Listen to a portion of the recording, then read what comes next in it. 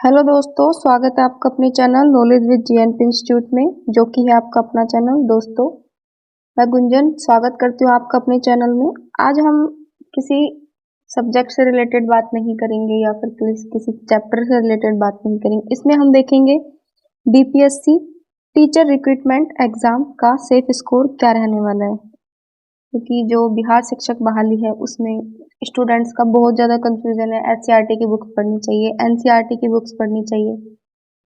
यहाँ तक कि जो बीपीएससी के चेयरमैन हैं अतुल प्रसाद जी, उन्होंने भी कॉन्फ्रेंस में क्लियर बोला था कि आप लोग नियोजित शिक्षक हैं, बिहार बोर्ड के बच्चों को पढ़ाने वाले हैं और बिहार बोर्ड की बुक्स ही पढ़ेंगे। तो इसमें तो कंफ्यूजन होना ही नहीं चाहिए कि आप एनसीईआरटी पढ़े या एससीईआरटी पढ़े, लेकिन फिर भी आज हम इस पे बात करेंगे क्या सेफ स्कोर रहने वाला है, किस बुक को पढ़ना चाहिए, एनसीईआरटी का जो बुक है वो किस लेवल के स्टूडेंट्स को पढ़ना चाहिए, इन सब के बारे में डिस्कस करेंगे। तो शुरू करते हैं वीडियो। इससे पहले हम लोग पेपर के बारे में बात करेंगे। जैसा कि आप सब जानते हैं, जो नई नियमावली 2023 आई थी, उसके बाद जो विज्ञापन आया है उसमें साफ तौर पर कह दिया गया था एग्जाम होगा, एग्जाम टाइम पर होगा और एग्जाम दो पार्ट में होगा। एक तो होगा पेपर 1, दूसरा होगा पेपर 2। पेपर 1 होगा भाषा का एग्जाम, जो कि लैंग्वेज बेस्ड है। इसमें 25 नंबर की आपकी इंग्लिश आएगी, 75 नंबर की आपकी आएगी हिंदी, बांग्ला, उर्दू, और नेगेटिव मार्किंग इसमें नहीं है। अब बात करते हैं पेपर 2 की।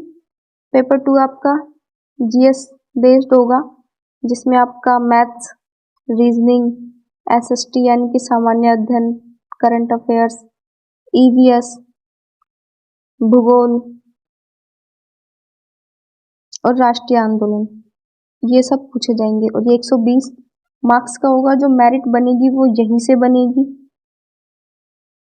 तो पेपर 1 है वो तो क्वालिफाइंग है 30 मार्क्स का। अगर आप 30 मार्क्स ले आते हैं तो कि जो 75 मार्क्स का आपका नेटिव लैंग्वेज में होगा उसे तो आप क्लियर कर जाएंगे। बट सबसे ज़्यादा टेंशन है पेपर 2 में कि प्रिपरेशन कहाँ से करें, कौन सी बुक्स पढ़ें। जीएस में तो सबसे ज़्यादा कंफ्यूजन है, क्योंकि कहाँ से पढ़े, कौन सी बुक पढ़े। तो चेयरमैन ने ऑलरेडी बोला था, जो अतुल प्रसाद जी हैं, एससीईआरटी की बुक्स सिलेबस में आपके आएंगी, यानी कि नोटिफिकेशन में भी ये क्लियर है कि आपको एससीईआरटी की बुक्स ही पढ़नी है। और एनसीईआरटी की बुक्स सेंट्रल लेवल के जो एग्जाम होते हैं उन पे पूछी जाती है। लेकिन 9 to 12 के लिए जो प्रिपरेशन कर रहे हैं स्टूडेंट, उनको एनसीईआरटी की बुक्स पढ़नी है। लेकिन हम लोग प्राथमिक शिक्षक की बात कर रहे हैं, एक प्राथमिक शिक्षक जो कि 1 से 5 के टीचर्स बनने वाले हैं, नियोजित शिक्षक बनने वाले हैं। तो आप लोग सिर्फ एससीईआरटी की बुक्स को ही फॉलो करो। और जो 9 से 12 के हैं, 1 से 5 प्राथमिक शिक्षक जो बनने वाले हैं वो तो एससीईआरटी को बुक्स को फॉलो करेंगे, लेकिन जो 9 से 12 के टीचर बनने वाले हैं वो एनसीईआरटी को पढ़ेंगे।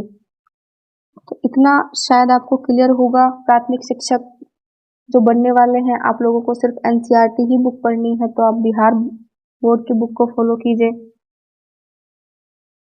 इस बात को आपको भूलना नहीं चाहिए कि हमारे साथ इस एग्जाम को नियोजित शिक्षक देंगे। और बार बार कई बार जो शिक्षा मंत्री ने भी कहा था नियोजित शिक्षक को लेकर भी, आप जिससे पढ़ाते हैं उसी से सवाल पूछा जाएगा। तो आप लोग ऐसा क्या पढ़ाते हैं, एससीईआरटी का सिलेबस ही पढ़ाते हो ना, तो आपसे एससीईआरटी ही पूछी जाएंगी। तो आप लोग एससीईआरटी को फॉलो करें, प्राथमिक शिक्षक जो हैं।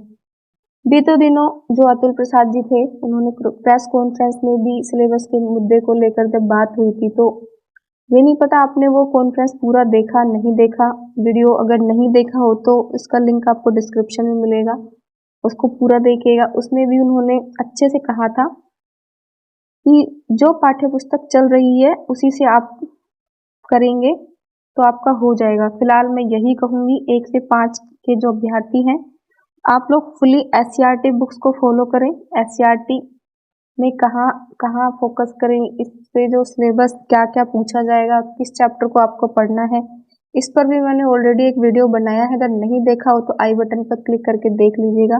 बिहार शिक्षक बहाली का जो पूरा सिलेबस है, आपको हिस्ट्री में क्या पढ़ना चाहिए, मैथ्स में क्या पढ़ना चाहिए, रीजनिंग में क्या पढ़ना चाहिए, जनरल साइंस में क्या पढ़ना चाहिए, करंट अफेयर्स में क्या पढ़ना चाहिए, भूगोल में क्या पढ़ना चाहिए, और जो पॉलिटी में क्या पढ़ना चाहिए, इन सब का मैंने वीडियो बनाया है जिसमें विस्तार से बताया है कि आपको क्या टॉपिक पढ़ने चाहिए, कितना पढ़ना चाहिए, कैसे आपके क्वेश्चंस बनेंगे। अगर नहीं देखा हो तो इस वीडियो को डिस्क्रिप्शन में जाकर या फिर आई बटन पर क्लिक करके देख लीजिएगा। अगर बात करते हैं, कुछ लोग यहाँ पे कंफ्यूजन है कि एक तो BE-LED वाले कंफ्यूज हैं, BED वाले कंफ्यूज हैं कि उनकी न्यूनतम आहारता क्या होनी चाहिए। तो DLED के हैं वो IA यानी कि इंटर पास है, ISC और ICOM, और जो BEd वाले हैं वो BCom, BA और BSc। अगर आप DLED की बात करते हैं तो आप लोग 12th बेस का सिलेबस पढ़ाया हुआ है तो 12th तो पूछा नहीं जाएगा यहाँ। अगर BEd की बात करते हैं तो इसमें ग्रेजुएशन लेवल के आ जाते हैं, तो ग्रेजुएशन का भी नहीं आएगा आप लोगों का। तो यहाँ आपको कंफ्यूज होना ही नहीं है कि आपकी न्यूनतम एलिजिबिलिटी को लेकर के आपको क्या पढ़ना चाहिए। मैं आपको यही कहना चाहूंगी फ्रेंड्स कि सबसे पहले आपको कंफ्यूज नहीं रहना है बुक्स को लेकर, प्राथमिक शिक्षक वाले कि आपको क्या पढ़ना चाहिए। आप SCERT की बुक्स को फॉलो करो क्योंकि जो आपका पाठ्यक्रम है वो SCERT से संबंधित ही रहने वाला है। ये BPSC के चेयरमैन ऑलरेडी कॉन्फ्रेंस में बता चुके हैं, तो आप NCERT के चक्कर में नहीं पड़े। NCERT की बुक्स पर फोकस ना करके SCERT की बुक्स पर फोकस करें। 1 से 8 प्राथमिक शिक्षक यानी कि आप जो प्राथमिक टीचर्स हैं उनके लिए जो सिलेबस आता है वो 1 to 8 का आता है। 1 से 8 वाले ही प्राथमिक में आते हैं। तो सबसे पहले आप SCERT की बुक्स को फॉलो करो। और SCERT में क्या क्या पढ़ना चाहिए इसका वीडियो मैंने पहले से ही बनाया है, अपलोड है, डिस्क्रिप्शन में देख लीजिएगा। उसमें current affairs, maths, reasoning, GK GS को अच्छे से बताया है कि किस टॉपिक को पढ़ना चाहिए, कहाँ से पढ़ना चाहिए। यहाँ तक कि उसका PDF आपको मेरे टेलीग्राम चैनल पर मिल जाएगा, तो वहाँ से आप PDF को डाउनलोड कीजिए, उन टॉपिक्स की लिस्ट बनाइए और फिर उस टॉपिक पर बेस अपनी स्टडी कीजिए। अब बात आती है सेफ स्कोर की कि आपका सेफ स्कोर क्या रहने वाला है।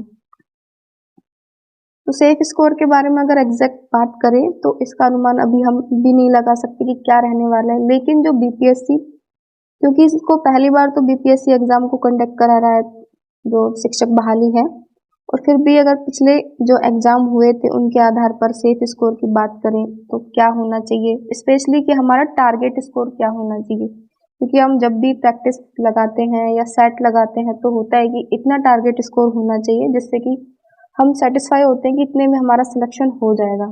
अगर सेफ स्कोर की हम बात करें कितने मार्क्स पर मेरिट बन सकती है, और कट ऑफ 20 बार कम जाने के चांसेस है क्योंकि स्टूडेंट बीटेट पास है और सीटेट पास है, यानी कि जो बीटेट पास है वो सीटेट भी पास है। ज़्यादा से ज़्यादा स्टूडेंट अगर वो सीटेट में चले जाते हैं तो वो 9 से 12 के टीचर बनेंगे, तो 1 से 5 की सीट तो वैसे ही खाली हो गई। तो ये तो चांसेस हो गए कि 1 से 5 में फिर हो सकता है कि कट ऑफ कम चली जाए, क्योंकि अगर वो ये है कि वो 9 से 12 के ही टीचर बनेंगे, अगर उनको वहाँ सीट मिल जाती है तो 1 से 5 की सीट तो वैसे भी खाली हो जाएगी, तो प्राथमिक शिक्षक की कट ऑफ तो वैसे भी कम जाने वाली है। फिर भी अगर हम सेफ स्कोर की बात करें, जनरल कैटेगरी के जो मेल हैं वो 90 प्लस अगर स्कोर करते हैं 120 में, एटलीस्ट आप टारगेट स्कोर अपना 90 प्लस लेके ही चलिए। और फीमेल की बात करते हैं SC ST PH कैंडिडेट, तो वो 70 प्लस 120 से, तो इतना तो आप टारगेट स्कोर लेके चलिए जिससे कि आपका एग्जाम क्लियर हो जाए। तो इतना आप लेके रखते हैं तो ये तो होगा कि आप बिहार में टीचर बन जाएंगे। और अगर सेफ स्कोर की बात करें, क्योंकि मैं अपना NTPC का बताती हूँ, NTPC में जो मेरा एक्सपीरियंस रहा था, तो NTPC का भी जो फर्स्ट होता है वो 100 नंबर का होता है, लेकिन जो मेंस होता है मेरिट बनती है वो पेपर 2 पर बनती है। और ये भी इस BPSC जो ले रहा है ये भी मेंस ही है, क्योंकि ये भी 120 मार्क्स का है। उस टाइम 75 to 80 स्कोर रहा था, तो यानी कि अगर हम इसमें बिहार शिक्षक के लिए भी सेफ स्कोर की बात कर सकते हैं तो 70 से 80 के बीच हो सकता है। तो अगर आप लोग प्राथमिक शिक्षक वाले आप लोग कंफ्यूज नहीं होइए, वन लाइनर के पीछे भी मत भागिए कि NCERT पढ़नी चाहिए। SCERT को बुक्स को फॉलो करो। अगर आप SCERT पढ़ते हैं तो श्योर है कि आप BPSC में टीचर बन जाएंगे, आपकी सीट पक्की होगी। तो टाइम भी कम है तो कंफ्यूज ना होइए। जितने ज़्यादा कंफ्यूज होंगे इधर उधर आप मटेरियल को खोजेंगे कि कहाँ से पढ़े क्या पढ़े, इससे अच्छा है कि एक अच्छे चैनल को फॉलो करो जहाँ से आपको कंप्लीट नॉलेज मिलती हो, क्या पढ़ना चाहिए, कैसे पढ़ना चाहिए। इतना ही कहूँगी। यही था इसके वीडियो में। जय हिंद, जय भारत।